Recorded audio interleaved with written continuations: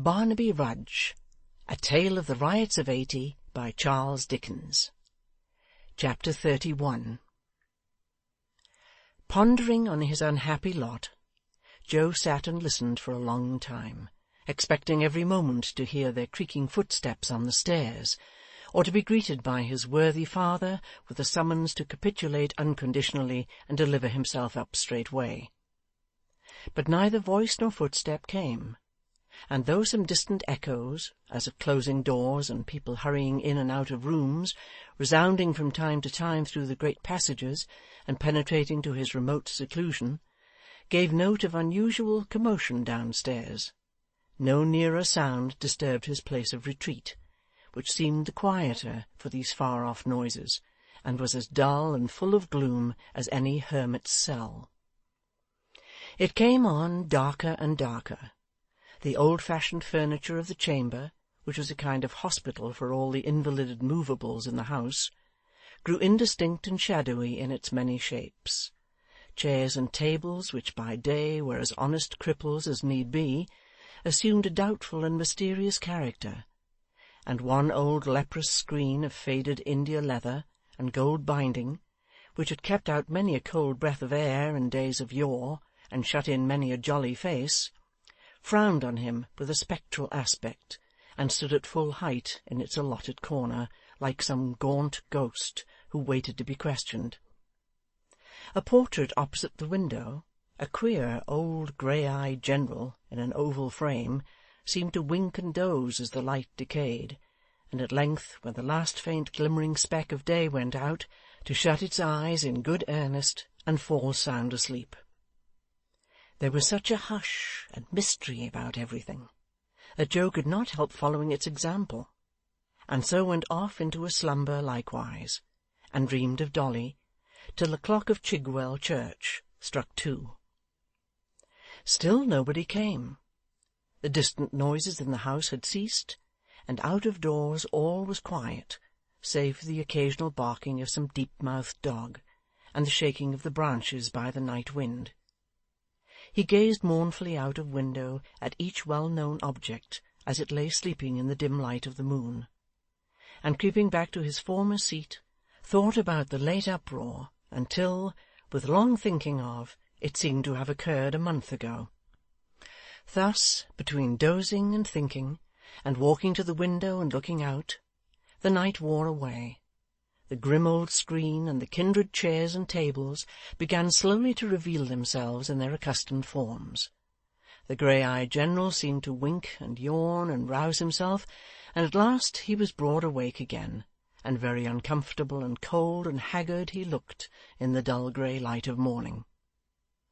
The sun had begun to peep above the forest trees, and already flung across the curling mist bright bars of gold, when Joe dropped from his window on the ground below, a little bundle and his trusty stick, and prepared to descend himself.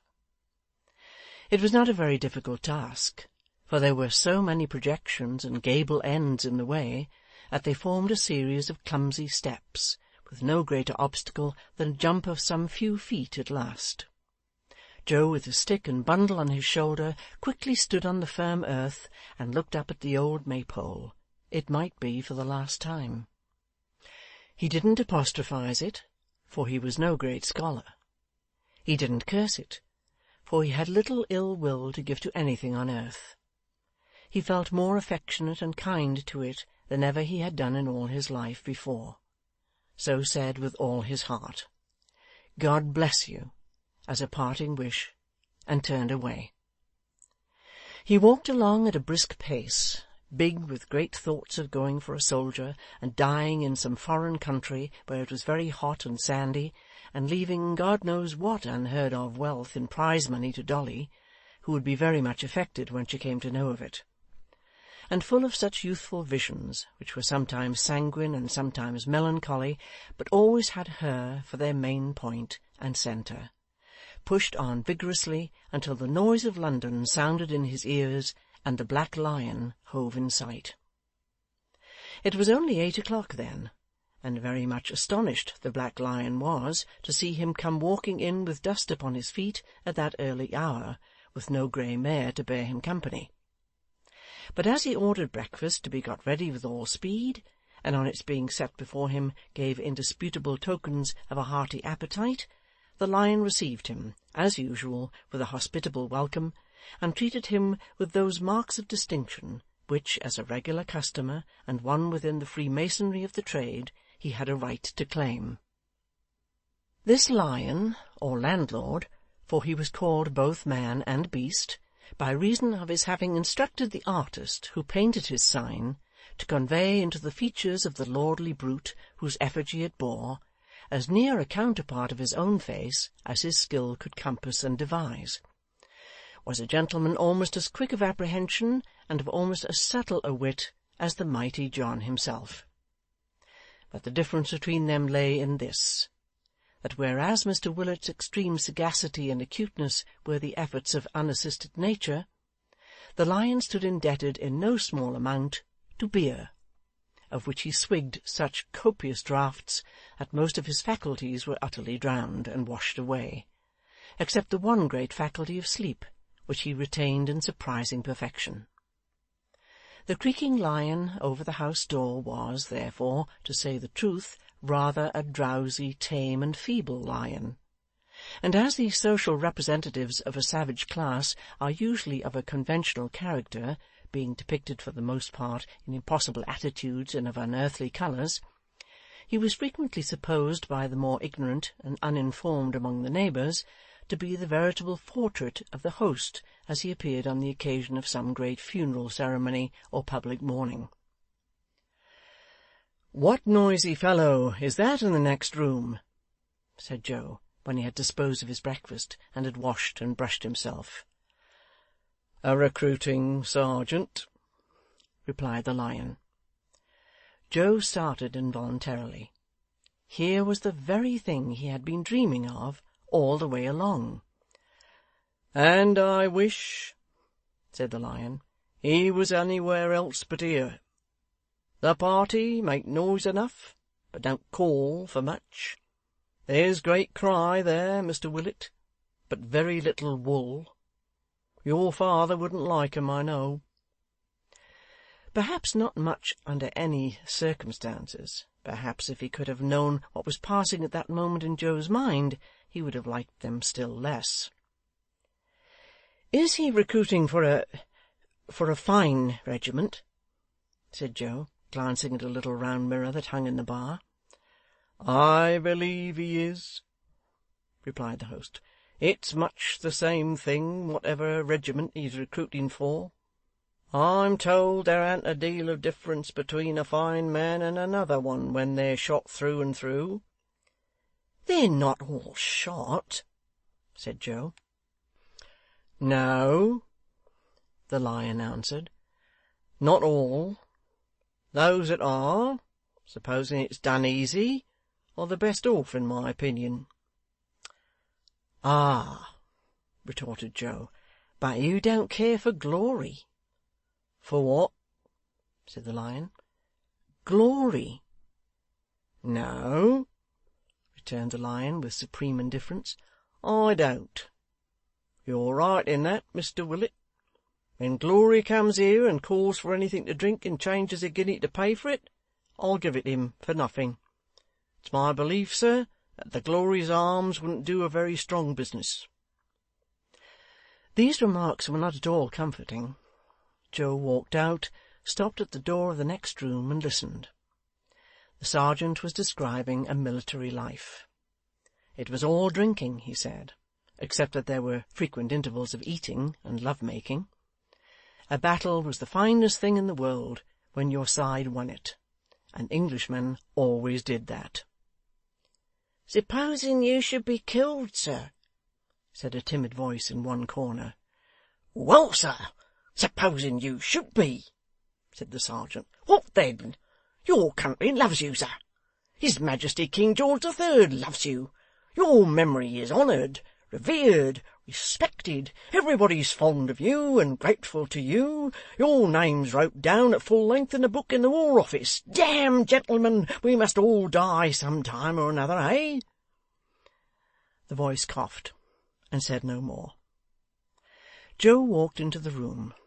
A group of half a dozen fellows had gathered together in the tap-room, and were listening with greedy ears.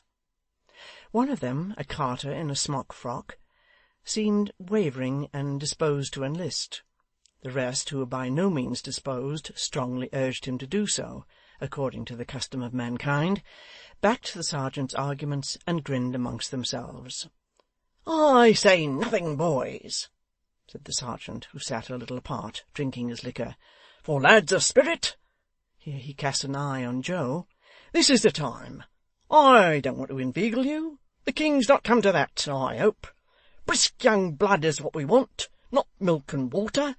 We won't take 5 men out of 6. We want top sawyers, we do. I'm not a-going to tell the tales out of school, but damme, if every gentleman's son that carries arms in our corps, through being under a cloud, and having little differences with his relations, was counted up—" Here his eye fell on Joe again, and so good-naturedly that Joe beckoned him out. He came directly. "You're a gentleman, by God!" was his first remark, as he slapped him on the back. "You're a gentleman in disguise. So am I. Let's swear a friendship." Joe didn't exactly do that, but he shook hands with him, and thanked him for his good opinion. "You want to serve," said his new friend. "You shall. You were made for it. You're one of us by nature. What'll you take to drink?" "Nothing just now," replied Joe, smiling faintly. "I haven't quite made up my mind." "A mettlesome fellow like you, not made up his mind!" cried the sergeant. "Here, let me give the bell a pull, and you'll make up your mind in half a minute, I know." "You're right so far," answered Joe, "for if you pull the bell here, where I'm known, there'll be an end of my soldiering inclinations in no time. Look in my face. You see me, do you?" "I do," replied the sergeant with an oath, "and a finer young feller, or one better qualified to serve his king and country, I never set my—" he used an adjective in this place— "eyes on." "Thank you," said Joe. "I didn't ask you for want of a compliment, but thank you all the same. Do I look like a sneaking fellow or a liar?"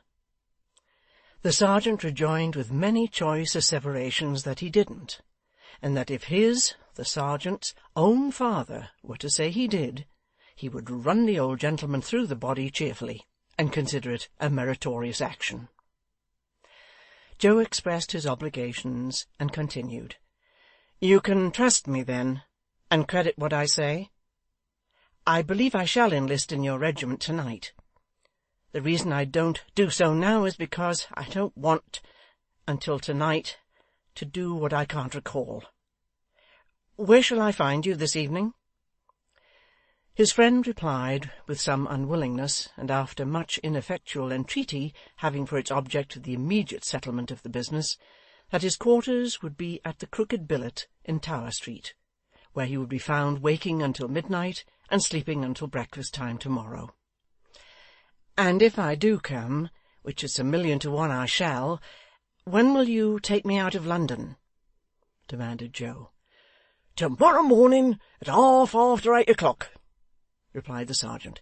"You go abroad, a country where it's all sunshine and plunder, the finest climate in the world." "To go abroad," said Joe, shaking hands with him, "is the very thing I want. You may expect me." "You're the kind of lad for us," cried the sergeant, holding Joe's hand in his in the excess of his admiration. "You're the boy to push your fortune. I don't say it because I bear you any envy, or would take away from the credit of the rise you'll make, but if I had been bred and taught like you, I'd have been a colonel by this time." "Man," said Joe, "I'm not so young as that. Needs must when the devil drives, and the devil that drives me is an empty pocket and an unhappy home. For the present, good-bye." "For king and country!" cried the sergeant, flourishing his cap. "For bread and meat!" cried Joe, snapping his fingers. And so they parted. He had very little money in his pocket, so little indeed that after paying for his breakfast, which he was too honest and perhaps too proud to score up to his father's charge, he had but a penny left. He had courage, notwithstanding, to resist all the affectionate importunities of the sergeant, who waylaid him at the door with many protestations of eternal friendship, and did in particular request that he would do him the favour to accept of only 1 shilling as a temporary accommodation. Rejecting his offers both of cash and credit, Joe walked away with stick and bundle as before, bent upon getting through the day as best he could, and going down to the locksmith's in the dusk of the evening, for it should go hard, he had resolved, but he would have a parting word with charming Dolly Varden. He went out by Islington, and so on to Highgate, and sat on many stones and gates, but there were no voices in the bells to bid him turn. Since the time of noble Whittington, fair flower of merchants, bells have come to have less sympathy with humankind. They only ring for money, and on state occasions. Wanderers have increased in number. Ships leave the Thames for distant regions, carrying from stem to stern no other cargo. The bells are silent. They ring out no entreaties or regrets. They are used to it, and have grown worldly. Joe bought a roll, and reduced his purse to the condition, with a difference, of that celebrated purse of Fortunatus, which, whatever were its favoured owner's necessities, had one unvarying amount in it. In these real times, when all the fairies are dead and buried, there are still a great many purses which possess that quality. The sum total they contain is expressed in arithmetic by a circle, and whether it be added to or multiplied by its own amount, the result of the problem is more easily stated than any known in figures. Evening drew on at last. With the desolate and solitary feeling of one who had no home or shelter, and was alone utterly in the world for the first time, he bent his steps towards the locksmith's house. He had delayed till now, knowing that Mrs Varden sometimes went out alone, or with Miggs for her sole attendant, to lectures in the evening, and devoutly hoping that this might be one of her nights of moral culture. He had walked up and down before the house, on the opposite side of the way, 2 or 3 times, when, as he returned to it again, he caught a glimpse of a fluttering skirt at the door. It was Dolly's. To whom else could it belong? No dress but hers had such a flow as that. He plucked up his spirits, and followed it into the workshop of the Golden Key. His darkening the door caused her to look around. Oh, that face! If it hadn't been for that, thought Joe, I should never have walked into poor Tom Cobb. She's 20 times handsomer than ever. She might marry a lord. He didn't say this. He only thought it, perhaps looked it also. Dolly was glad to see him, and was so sorry her father and mother were away from home. Joe begged she wouldn't mention it on any account. Dolly hesitated to lead the way into the parlour, for there it was nearly dark. At the same time she hesitated to stand talking in the workshop, which was yet light and open to the street.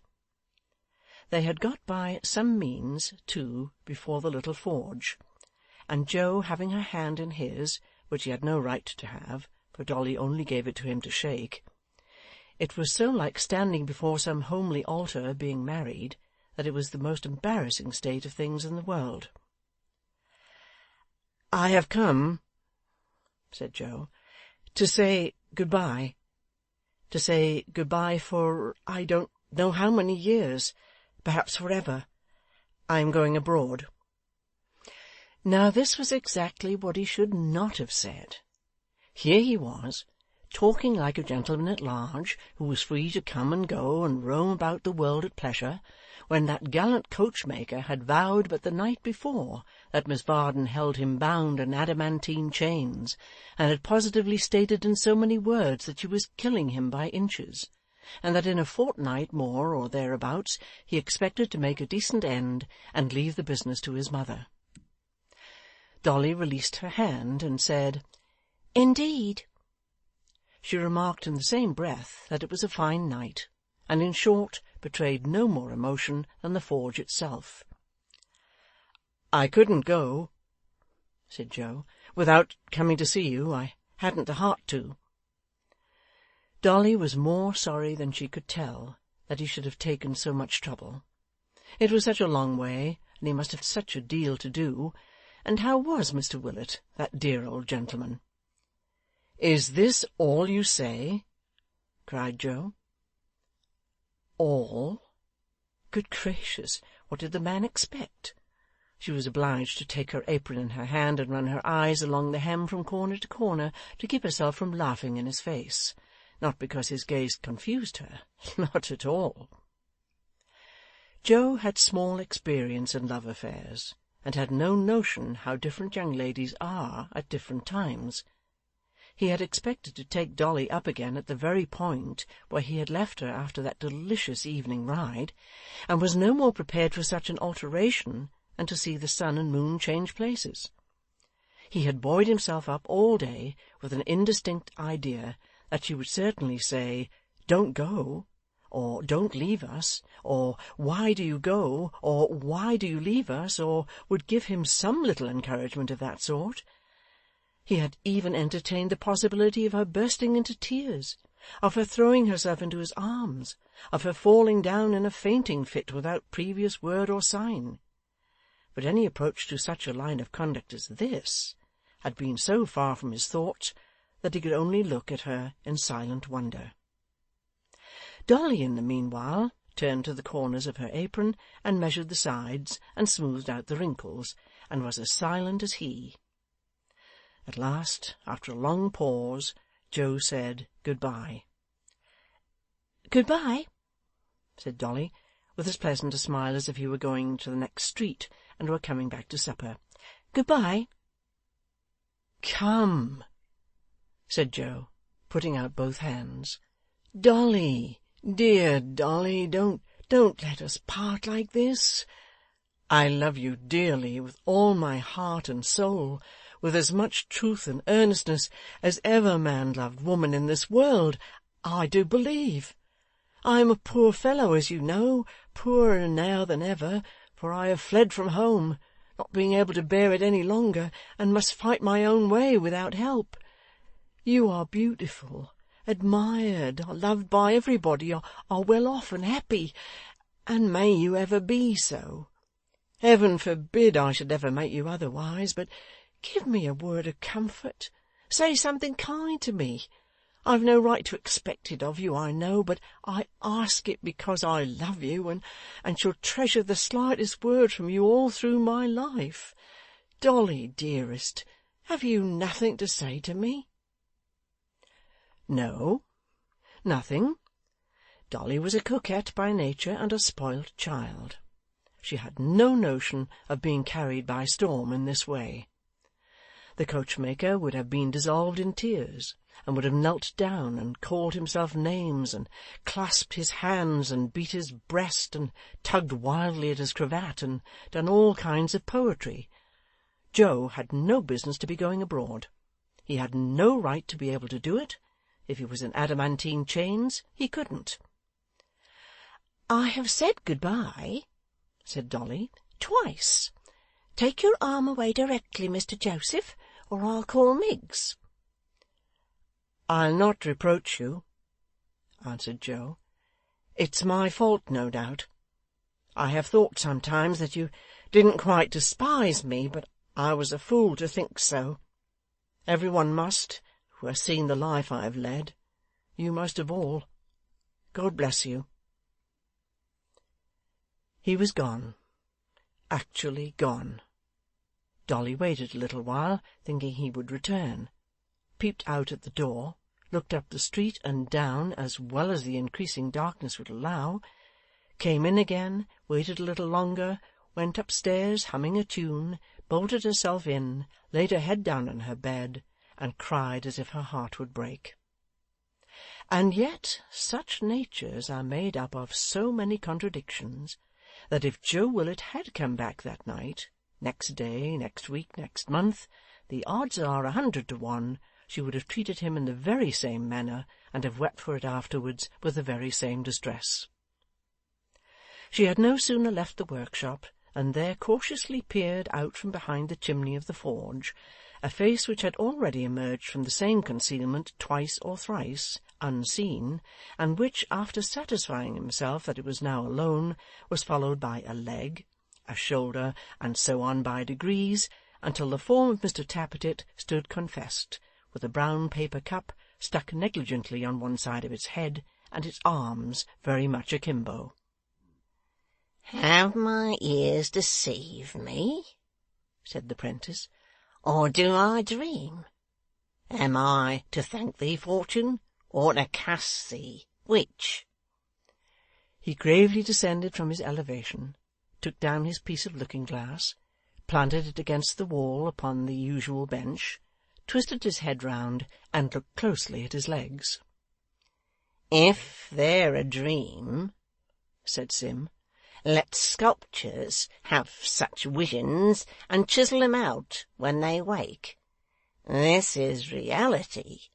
Sleep has no such limbs as them. Tremble, will it, and despair. She's mine, she's mine." With these triumphant expressions, he seized a hammer and dealt a heavy blow at a vice, which in his mind's eye represented the sconce or head of Joseph Willet. That done, he burst into a peal of laughter, which startled Miss Miggs even in her distant kitchen, and dipping his head into a bowl of water, had recourse to a jack-towel inside the closet door, which served the double purpose of smothering his feelings and drying his face. Joe, disconsolate and downhearted, but full of courage too, on leaving the locksmith's house, made the best of his way to the Crooked Billet, and there inquired for his friend the sergeant, who, expecting no man less, received him with open arms. In the course of 5 minutes after his arrival at that house of entertainment, he was enrolled among the gallant defenders of his native land, and within half an hour was regaled with a steaming supper of boiled tripe and onions, prepared, as his friend assured him, more than once, at the express command of his most sacred Majesty the King. To this meal, which tasted very savoury after his long fasting, he did ample justice, and when he had followed it up, or down, with a variety of loyal and patriotic toasts, he was conducted to a straw mattress in a loft over the stable, and locked in there for the night. The next morning he found that the obliging care of his martial friend had decorated his hat with sundry party-coloured streamers, which made a very lively appearance, and in company with that officer and 3 other military gentlemen newly enrolled, who were under a cloud so dense that it only left 3 shoes, a boot, and a coat and a half visible among them, repaired to the riverside. Here they were joined by a corporal and 4 more heroes, of whom 2 were drunk and daring, and 2 sober and penitent, but each of whom, like Joe, had his dusty stick and bundle. The party embarked in a passage boat bound for Gravesend, whence they were to proceed on foot to Chatham. The wind was in their favour, and they soon left London behind them, a mere dark mist, a giant phantom in the air. End of chapter 31.